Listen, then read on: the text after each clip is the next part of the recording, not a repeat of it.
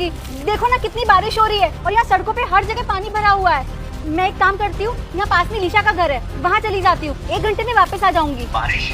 लेकिन बेबी यहाँ तो कोई बारिश नहीं हो रही है और तुम तो सिर्फ मुझसे 5 किलोमीटर दूर हो, तो ये कैसे हो सकता है? अब बेबी देखो ना, मौसम का क्या भरोसा, कभी कहीं बारिश होती है, कभी कहीं नहीं होती है। मैं आती हूँ ना 1 घंटे में घर। ठीक है बेबी, जल्दी फोन रखती। ठीक है, कोई बात नहीं। बड़ी अजीब बात है, यहाँ बारिश नहीं हो रही और वहाँ बारिश हो रही है। अरे तुषार भाई, यहाँ कहाँ जा रहे हो? अरे तुम कहाँ जा रहे हो? मैं तो तुम्हारे घर आ रहा था। क्यों, क्या हुआ? अरे यार, रेशम ने बोला कि वो लीशा से मिलने तुम्हारे घर आ रही है, तो मैंने सोचा कि रेशम को यहाँ से जाते हुए पिक कर लूँ। क्या बात कर रहे हो यार, लीशा तो 1 महीने से अपने घर गई हुई है, वो रक्षाबंधन के बाद आएगी। क्या बात कर रहे हो? क्या हुआ भाई, कोई टेंशन वाली बात है क्या? अरे नहीं नहीं, मुझे लगता है शायद मुझे कोई गलतफहमी हो गई थी सुनने में। ओ अच्छा, तो ये बात है। हाँ भाई, मैं अभी निकलता हूँ, मुझे लेट हो रहा है। ठीक है ठीक है।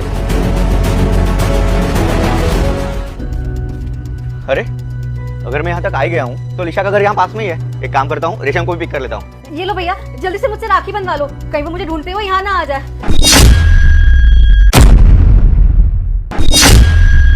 रेशम, तुम इस राजू के घर क्या कर रही हो?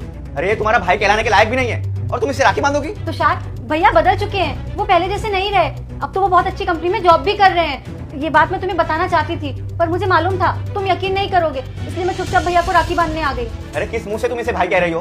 तुम्हारे इसी भाई के कारण तुम्हारे माँ बाप को गाँव जाना पड़ा। अरे कितना नशे में रहता था रोजे। अरे इसके नशे की आदत ने पूरे परिवार को बर्बाद कर दिया।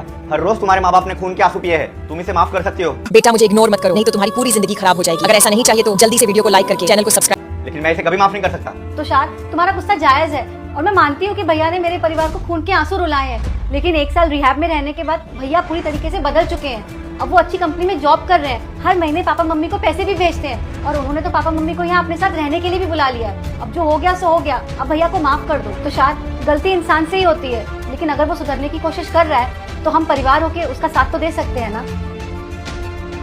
जीजा जी, मैं मानता हूँ मैंने अपनी जिंदगी में कई गलतियाँ की है, लेकिन अब मैं सुधर चुका हूँ और एक इज्जत की जिंदगी जीना चाहता हूँ। प्लीज मुझे माफ कर दीजिए। ठीक है राजू, अगर तुम सच में बदल चुके हो तो ये मेरे लिए खुशी की बात है।